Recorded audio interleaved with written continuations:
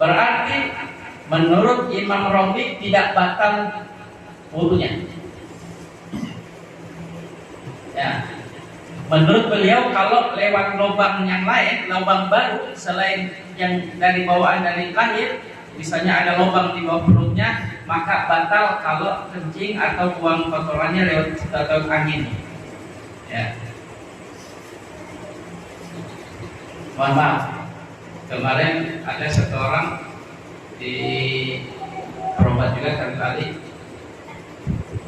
udah puluhan tahun udah punya anak, sudah nikah lama. Oh ternyata, mohon maaf, perempuan itu terkadang buang angin bukan di lewat dubur. Kan biasa buang angin itu lewat dubur. Tapi sebagai perempuan ada buang angin itu lewat depan. Dan kemaluannya. Nah itu. Kalau memang perempuan yang sering-sering lewat buang angin lewat depannya, itu mungkin cepat-cepat datang ke dokter atau gimana itu, bisa ada yang keterlambatan dia tidak dapat keturunan karena istrinya itu sering buang anginnya lewat depan. Nah itu beliau tahu juga, itu ada yang khusus lah. Kita nggak ngerti. Nah, batal nggak? Ya selagi keluar lewat tubuh atau dubur batal. Nah, kemudian khilafan Ibnu Hajar al-qail binaqdihi aidan minha. Beda dengan pendapat Ibn Hajar. Kalau kata Ibn Hajar, satu orang dilahirkan duburnya mampet, tidak berlubang, keluar lewat hidung, keluar lewat mulut, keluar lewat telinga, atau ada lubang lain selain duburnya, selain kemaluan depan belakang, maka batal wudunya. Nah, ini dipukul rata oleh Imam Ibn Hajar. Nah, kita gimana? Ikuti dua pendapat, mau ini silakan, jangan bikin madhab sendiri. Nah, itu kalau bawaan lahir. Nah, bagaimana kalau karena sakit? Ustaz, ada satu orang ketika lahir sampai umur 20 tahun biasa buang air besar lewat jalannya, buang air kecil lewat jalannya, buang angin lewat jalannya. Namun pas umur 20 tahun dia sakit, akhirnya mampet, tidak bisa buang air besar, tidak bisa buang air kecil, tidak bisa buang angin, tapi lewat lubang ada. Misalnya di operasi lewat lubang, lewat leher atau lewat perutnya, di bawah perut. Nah, akan dibahas. Ini ulama membahas ini terjadi karena sebagai saudara kita ada yang mengalami. Nah, amma idza kana al-insidadu 'aridah. Adapun jika mampetnya kemaluan duburnya seseorang tadi arid karena sebab sakit, fala naqda, maka tidak batal illa bima kharaja min subbati tahtal maidah. Lihat beliau, tidak batal kecuali kalau lubangnya di bawah lambung. Lambung mana? Lambung perut ini, lambung lah. Ya di bawah sini nah. Kalau ada lubang di sini di bawah lambung, satu orang misalnya duburnya, kemaluan depan belakangnya itu mampet sebab sakit. Kalau lubangnya di bawah lambung dia keluarlah lewat lubang yang ada di bawah lambung, maka itu batal wudunya. Walau tapi kalau memang lewat atas, misalnya lubangnya di atas lambung atau mungkin di leher, nah pendapat beliau tidak batal. Karena apa? Karena yang batal itu kalau sebab sakit jika lubangnya di bawah lambung, di bawah perut. Walau fatahan lahu subbatun wal asli munfatih, fala naqdu bima yakhul minha fi ay mahallin kana. Masalah yang terakhir, bagaimana Ustaz? Ada satu orang aslinya normal, duburnya normal, lubang belakang normal, lubang luar normal, tapi ada lubang lagi di bawah perut atau pas di perut, akhirnya keluar angin lewat situ, kencing lewat situ, batal nggak wudunya?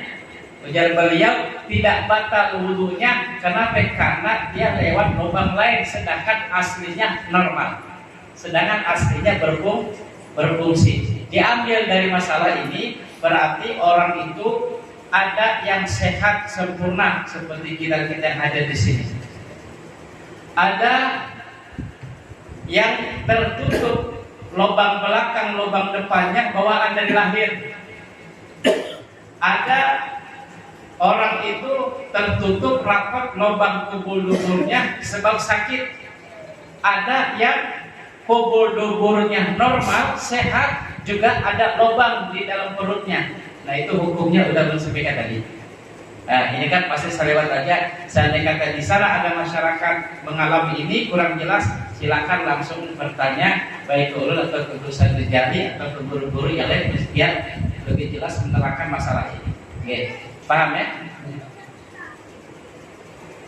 Yang kedua zawalul aqli binaumin. Nah itu baru satu, membahas yang membatalkan wudu, artinya hasilnya batal wudu seseorang jika mengeluarkan sesuatu dari kubul atau duburnya, lubang depan atau belakang, baik angin atau apa saja, ya baik benda atau yang biasa keluar dari kubul duburnya atau tidak biasa, itu batal wudu. Allahu Akbar.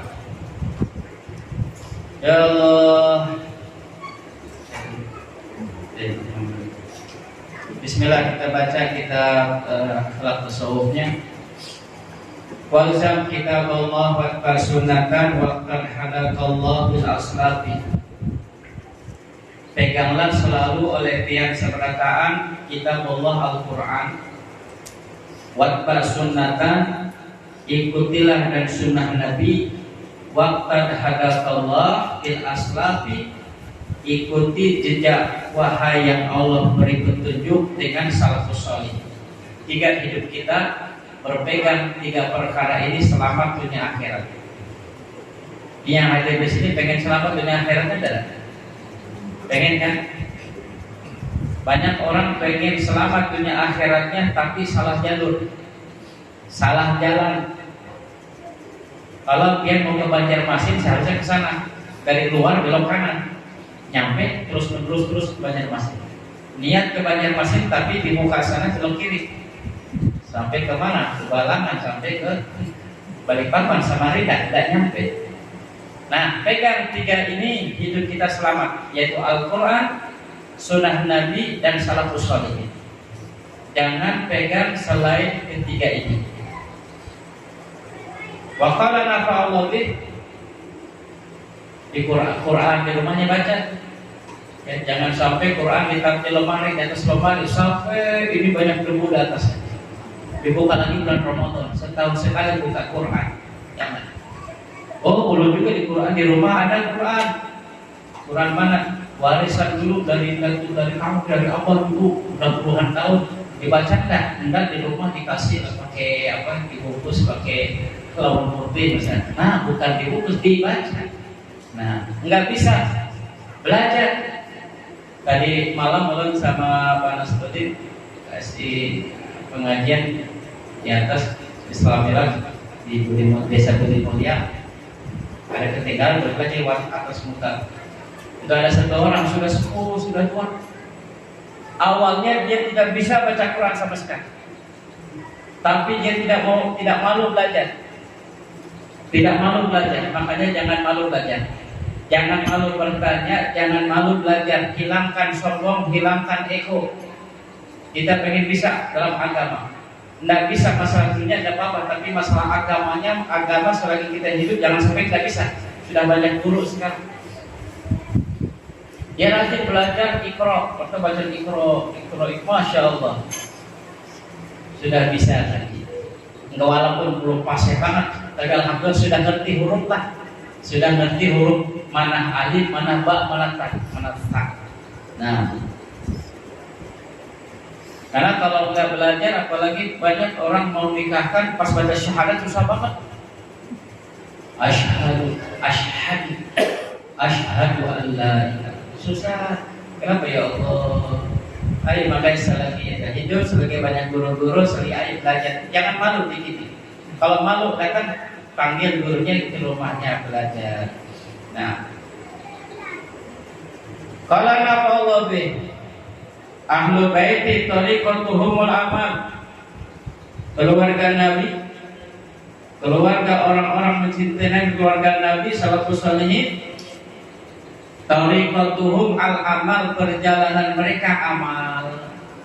Bukan banyak ilmu, belajar pesantren puluhan tahun, banyak tahun-tahunan, tapi tidak mengamalkan ilmunya. Jangan sampai rugi. Contohnya seperti apa? Seperti lilin nerangin orang lain tapi dirinya terbakar. Jangan sampai ada satu orang di Jakarta, dia ngambil di kuliah di universitas, ngambil apa? Ngambil jurusan adab, ngambil jurusan akhlak dan adab. Tapi setelah dia selesai lulus, oke lah, ke orang lain mungkin adab, dia akhlak. Tapi ke ibunya, ke bapaknya songong. Padahal apa songong orang sini?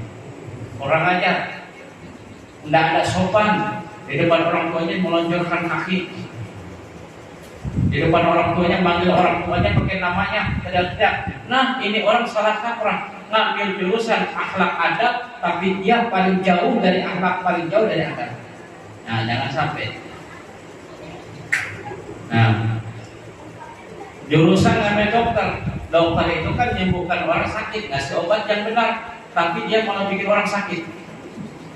Jurusan dokter tapi menyebarkan virus. Nah, ini orang salah kaprah. Berarti orang mengambil ilmu tidak mengamalkan dengan ilmunya. Nah, bisa membahayakan diri.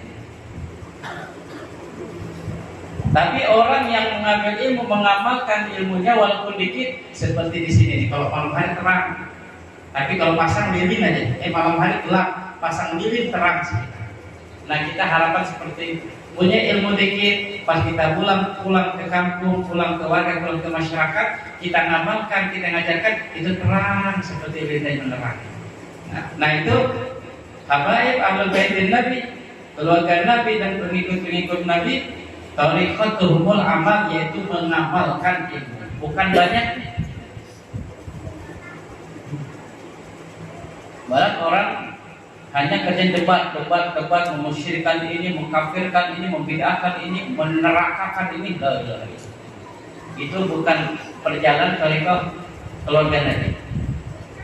Wala ya'khuduna minal ilmi illa ma yurshiduhum ilal amal wa yahfazuhu lahum.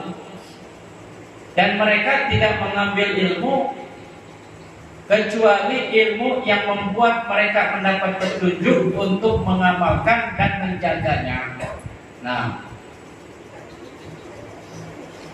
kayak ada satu orang, gimana ilmu sekarang? Lu punya ilmu hitam atau putih? Kapan nanya ke Habib Ali di orang sana.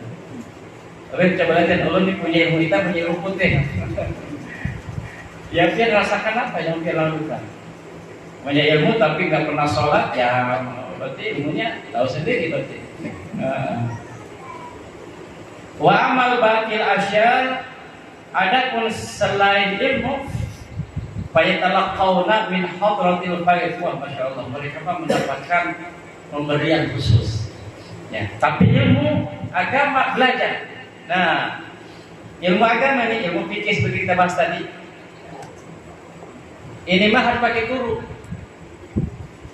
Al-Quran, tajwid, kha, dal, shin, sod, bod, o, zal, harus pakai guru. Tidak bisa ambil sendiri, tidak bisa pian tapak, tidak bisa.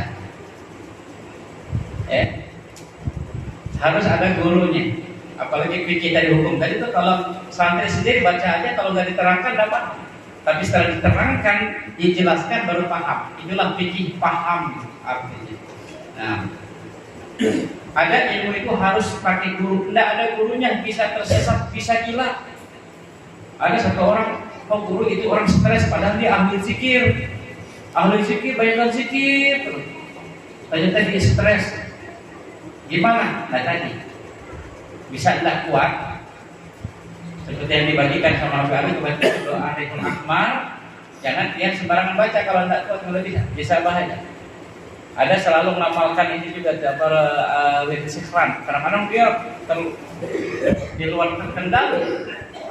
Ada sebuah ilmu itu harus ada yang membimbing. Nggak bisa baca sendiri. Sampai itu Habaib dulu, Habib Ali sama beberapa habaib di Eropa itu, dia berdua kalau mau membahas ilmu kitab itu dikunci pintu, tidak boleh orang lain dengar. Kenapa? Ini bukan sembarang pembahasan khusus orang-orang khusus. Kalau tidak bisa keluar jalur mereka, tidak kuat. Nah, wa amal baqi asya, ada pun kalau selain ilmu tadi itu mendapat khusus dari pemberian. Wa yaqudunal ulum mutlaqah wal muqayyadah min hadratit taqwa. Nah, mereka pun mendapatkan ilmu mutlak atau ilmu yang ada terikat tertentu. Kuncinya apa? Yang diisyaratkan di dalam Al-Qur'an, wattaqullaha wa yu'allimukumullah. Bertakwalah kalian kepada Allah dan Allah akan mengajarkan kalian ilmu. Makanya itu Syekh Ali Baros, kan Al-Habib Umar bin Abdurrahman Al-Attas, Syekh Ratibul Attas, murid beliau siapa? Syekh Ali Baros. Orang biasa, bukan abaik, orang awam, tapi muhibbin, tapi yakin ke gurunya, dapat ilmu laduni. Sampai beliau di mana-mana kalau disebutkan nama Habib Umar bin Abdurrahman Al-Attas, itu pasti disebutnya Syekh Ali Baros, murid beliau. Alhamdulillah beberapa kali ziarah ke sana juga. Nah itu beliau tidak baca kitab sefatar seperti itu. Kitab Bidayatul Hidayah tidak dibaca semuanya, hanya dibaca di hadapan Habib Umar itu muqaddimah aja, permulaannya. Kata Habib Umar, sudah cukup, biar jalankan sendiri. Maka beliau setelah isyarah doa dari wali Allah, doa dari orang soleh, pandangan rahmat dari orang soleh, mendapatkan yang istimewa Syekh Ali Baros. Banyak murid yakin ke gurunya, maka masya Allah. Sampai lagi ada pemakaman di Mashhad Habib Ali Al-Attas, ya. Itu muridnya meninggal di mana? Tahu-tahu datang banjir, jenazah muridnya itu yang dari jauh tahu dibawa arus sampai berhenti pas di samping makam beliau, di samping makam gurunya. Sudah dimakamkan di situ. Semasa hidupnya pun selalu dekat dengan guru, yakin itu pas wafat pun tidak jauh dari makam guru. Seperti Sayyidina Umar, Sayyidina Abu Bakar Siddiq radhiyallahu anhu, hidupnya berjuang dengan Nabi, tidak jauh dari Nabi, dimanapun Nabi beliau ada, wafatnya pun dekat dengan Nabi Muhammad SAW. Ada lagi kalau pian ziarah ke luar Batak. Nah, ada jamaah sini sering ziarah ke luar Batak. Nah itu pian sebelum keluar geser dikit ke belah sana, ke tembok yang belah sana. Itu ada makam juga. Haji Ahmad Haji Abdul Qadir, ini Haji Abdul Qadir. Nah itu muridnya, khadim atau muridnya? Muridnya Habib Husain bin Abu Bakar Al-Idrus, maka dimakamkannya juga jauh, mulia terang. Nah itu. Jadi sebagian ilmu mereka dengan takwa kepada Allah, Allah ajarkan ilmu. Banyak orang nggak bertahun-tahun belajar ilmu, tapi karena ketakwanya kepada Allah mendapatkan ilmu yang apa? Allah ajarkan ilmu laduni, ilmu manfaat sedikit. Artinya setiap baca kitab itu paham. Nah itu disebutkan Futuhul Arifin. Itu disebutkan kata Habib Ahmad bin Hasan Attas yang membaca kitab Mukhtasar Shaghir. Nah ini saat ini berapa orang habis maghrib sama Allah di sini setiap malam baca kitab Mukhtasar Shaghir, ya. Di bawah sebelum habis Safinatun Najah, habis kitab ini Mukhtasar Shaghir, baru Mukhtasar Kabir, Muqaddimah Hadramiyah. Dan Habib Ahmad yang membaca kitab Mukhtasar Shaghir itu akan Allah bukakan, apalagi mengamalkan adab-adab masuk ke kamar mandi, ke toilet, Allah bukakan untuk Futuhul Arifin.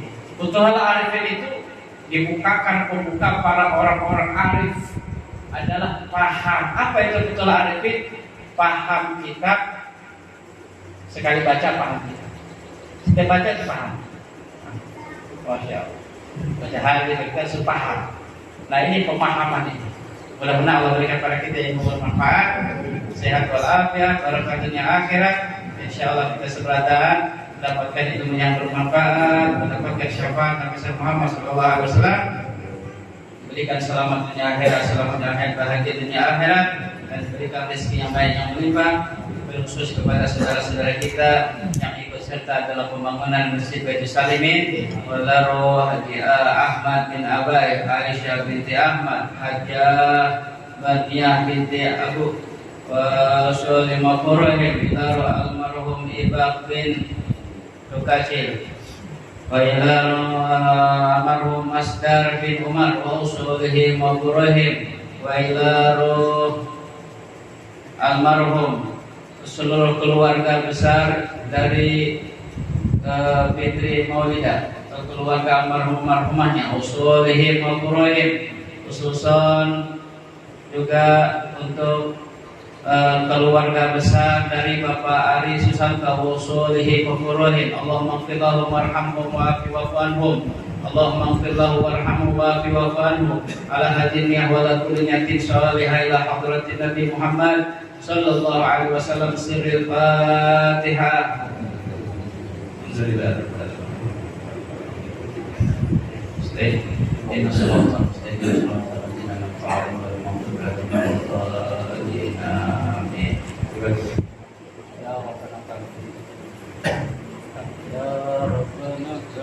يا ربنا اعترفنا بأننا اضطربنا وأننا أسرفنا على مضى أشرفنا، وتب علينا التوبة واغسل كل حوبة، واستر لنا العورات وآمن روعات، واغفر لوالدينا ربي ومولدينا والأهل والإخوان وسائر الخذلان وكل ذي محبة أو جيرة أو صحبة والمسلمين أجمع. آمين رب أسمع فضلا وجودا منا لا باكتساب منا بالمصطفى الرسول نحظى بكل سور. صلى وسلم ربي عليه عند الحب وآله وصحبه عدد نصف السخط، والحمد لله بالمد والثناء.